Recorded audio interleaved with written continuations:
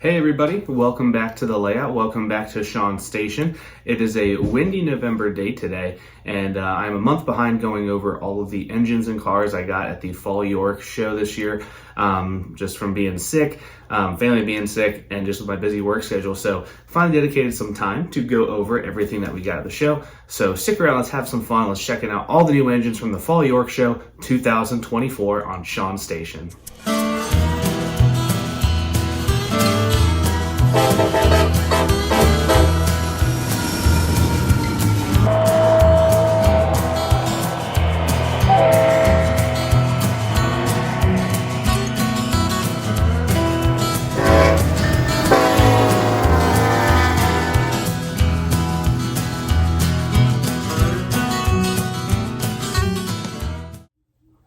So the York Train Show happens 2 times a year, once in the spring, usually in April, and once in the fall, typically in October. This fall show was really great. It was my 6th cumulative show together. I've been going to the show since 2022, and there's always something great that I find every year, whether it be an engine, some really cool rolling stock, and this year I found a little bit of everything. So I was really glad to get those things checked off my must-have list. And on top of just seeing trains in general, just being around some great people in the hobby, got to see some great layouts, some club layouts, and just to meet some great people within the hobby. So we'll go over a couple of those clips a little bit later, but first, let's go over one of the first finds that I found at the show.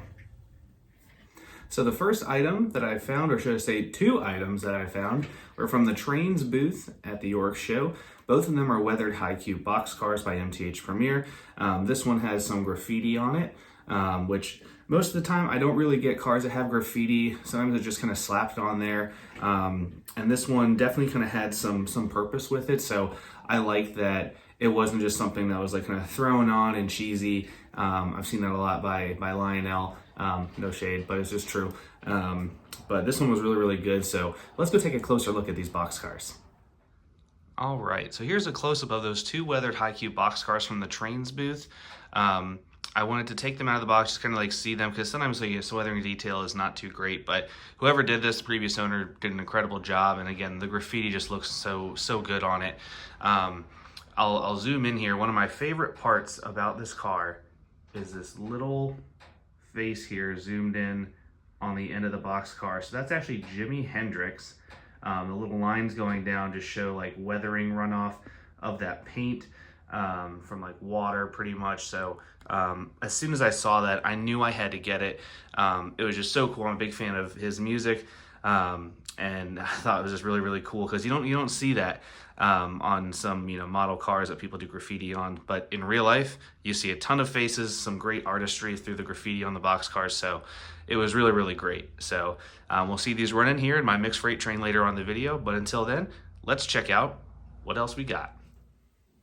The next item that I found at the York show, I believe it was located in either Red Hall or White Hall. I can't remember because they're just very similar. It was this MTH Premier Protosound 3 Norfolk Southern GP38-2, cab number 5351. I have a couple of these, and I've kind of been trying to stick to Protosound 3 ones, and just wanted to really get another one that just kind of fit all the sounds. I have another GP40 behind me, and the 2 of these run great together, and it's a really great lash up. So let's take a closer look at this GP38-2. All right, so here is the MTH Premier GP38-2 NS5351. I can honestly say it looks just like any other typical Norfolk Southern engine. It's got fan-driven smoke, it's got working ditch lights. I've got it lashed up right now to the GP40 that I got earlier this summer, NS3095. Both these work great together. I love they have the AC on the top of the cab. And honestly, what I've been using these for since I got them has just been like using them on a maintenance train. I have one of those track cleaners, and these engines look great pulling them, kind of like a realistic pair of Jeeps pulling some maintenance cars for track repairs, tire replacements, and stuff like that. So this engine has been great. Really love seeing it go along the layout, and it could pull mixed freight. It could, shift some cars. So that's a great thing about Jeeps. They are universal in the railroading world. So without further ado, let's get this engine fired up.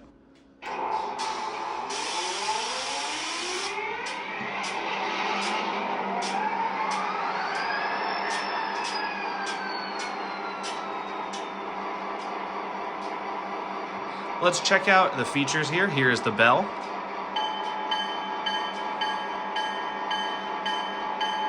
Fairly simple enough, and let's hear the horn.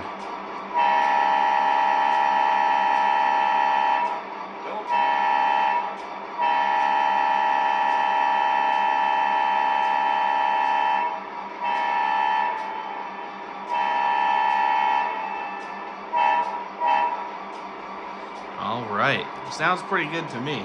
So, let's get these engines hooked up to some maintenance cars that I got from Mario's Trains, and let's see them working together.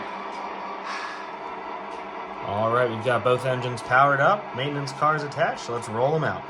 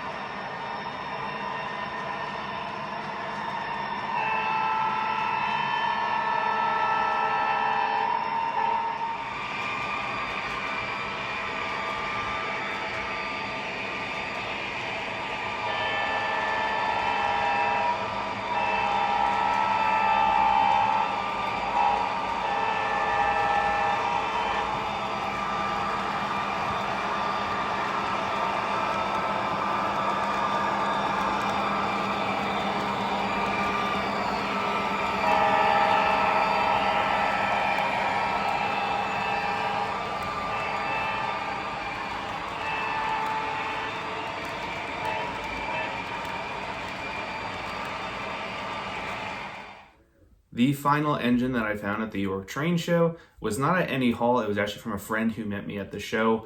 I got connected to him through a fellow friend. That was TJ's Trains. You can find him on YouTube and Instagram.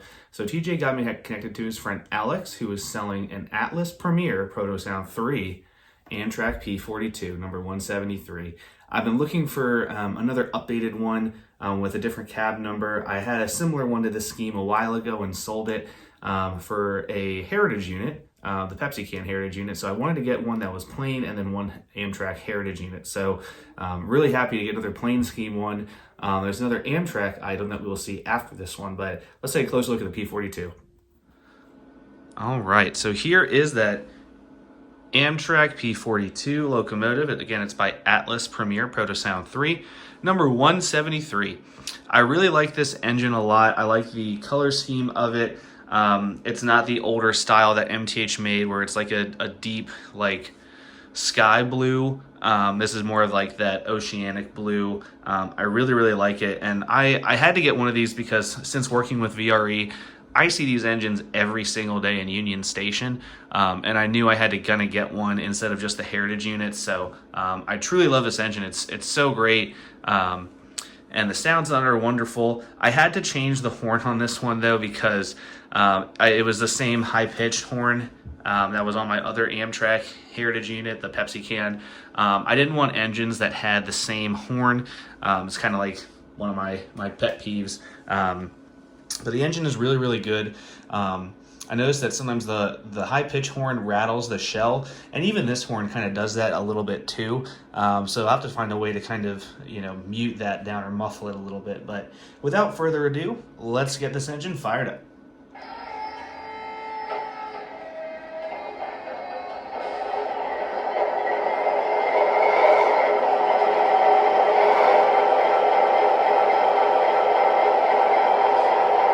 All right, so let's go over the bell.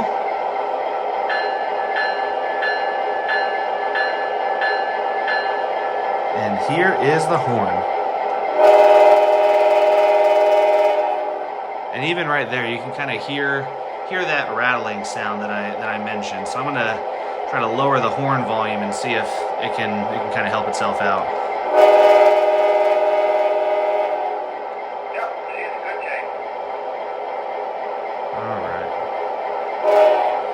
Yeah, it still kind of rattles. Again, I'm going to find a way to mute that, but it's still a really, really great engine. So we'll see it run around the layout here in a moment. So the final item from the York Train Show that I did not expect to find in general, and it was just as soon as I saw it and it was up for sale, I had to buy it. Golden Gate Depot Viewliner baggage car. This car I've been searching for the longest time, and I think I missed the second run that Golden Gate Depot made of these, so I was really, really upset that they weren't going to be making them anytime soon. But I got these from the Trains booth. I saw them. They were in an actual box of 8 with the Viewliner baggage cars, the diners, the sleeper diner combo Viewliner passenger car, and initially Scott was selling them as an entire 8-car set. So I walked away very, very sad. And then I came back the next day and I was told by RJ's Trains that he was breaking up the set and selling them individually. So RJ, thank you for helping your friend spend some money and get this great train. I really, really wanted to get this, and I'm so glad that I found it because it completes my Amtrak train with the Amfleets. It pretty much recreates the Pennsylvania that goes through Harrisburg all the way to Pittsburgh, and any other Amtrak trains really that are like the Northeast Regional. So very happy about this car. Let's go take a closer look at it. And here is the prize of them all, the Golden Gate Depot Viewliner baggage car. Again, this car is just so great. And you may not be able to tell from the video until we get it hooked up to the Amfleets, but this car is actually significantly longer than the Amfleets, and I didn't realize that until I hooked them up together. It's about like 3 inches, maybe 2 inches longer than them. So when they're hooked up together, it kind of looks uneven when it's just standing still, but as they're moving, you can't really tell. But this thing, it does require some pretty wide curves just for its length alone. But I just love the detail on it. The red springs on the trucks, the wheel bearings that are on it. It's got a lighted interior, and I'll move it here just a little bit so you can see the marker lights. It's got marker lights on both sides, and these little door cushions for where they connect. I just thought that detail was just really, really cool when I got to open it and take it out of the box for the first time. So Golden Gate Depot does not make mistakes. They just make incredible rolling stock of passenger cars. It makes me want to get another one, honestly, but they are very expensive, so you get a lot for the detail and the price of it all. So let's see this car hooked up in action with the new P42 pulling it. All right. Amtrak 173 is fired up, connected to the Amfleet cars and the Viewliner baggage car, and we are ready to depart.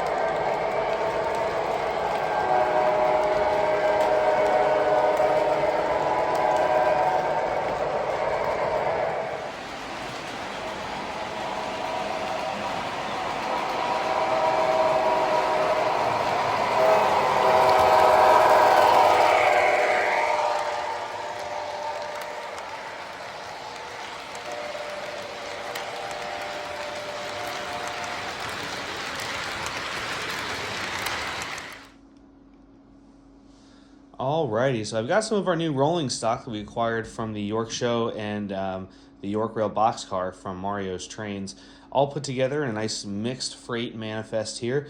I've got it being pulled by the custom SD70 ACU that my good friend Jesse made for me.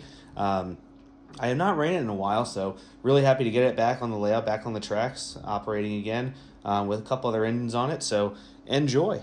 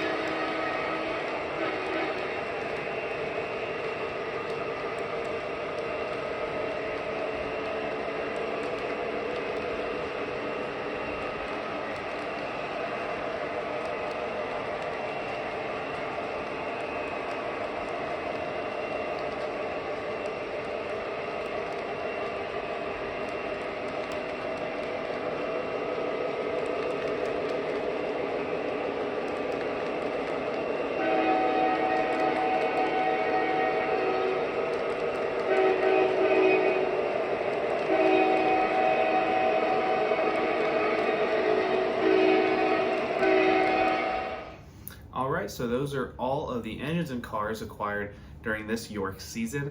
Up next, I want to show you all a highlight reel of some of the layouts that I saw and just highlights of the booths at the York Train Show. The first we're going to see is just of the halls themselves, and then we're going to go over the Lower Susquehanna Valley Club layout. I've never seen that in person before, and I was only told great things about it, so it's such a good layout. Get excited for those video clips. And then lastly, I was graciously invited by Chris's Trains and Things to visit his layout for the very first time.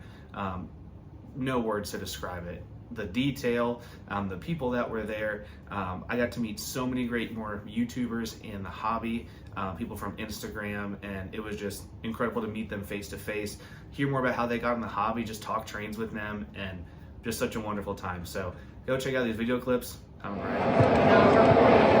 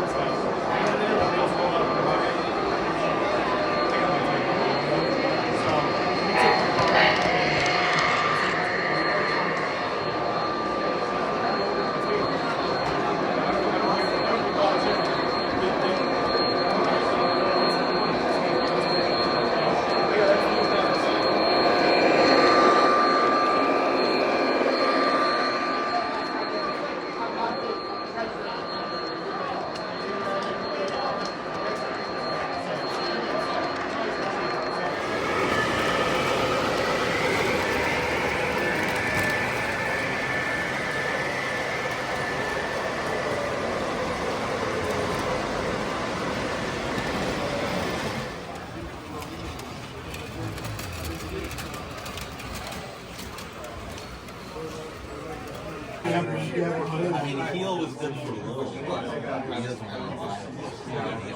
At least I'm leaving in the black. I never wanted to watch like 3 weeks.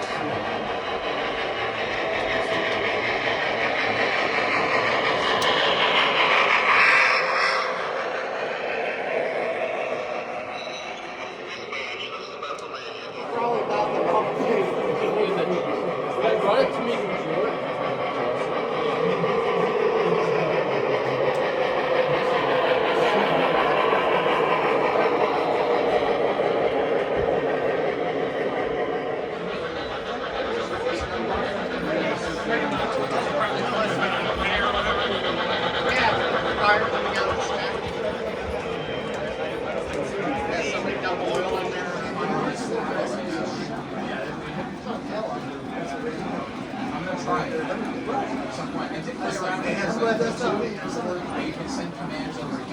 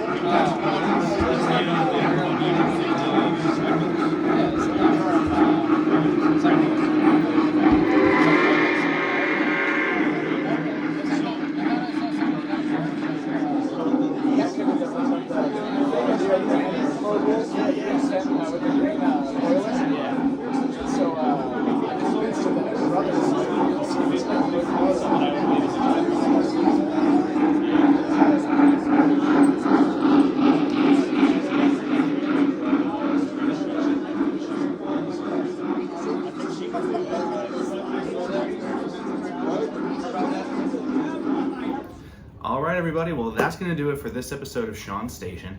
Thank you so much for tuning in and your patience. I know it's been 5 weeks since the show, and again, just too much going on in my life. But hey, it's a good thing. It's good being busy.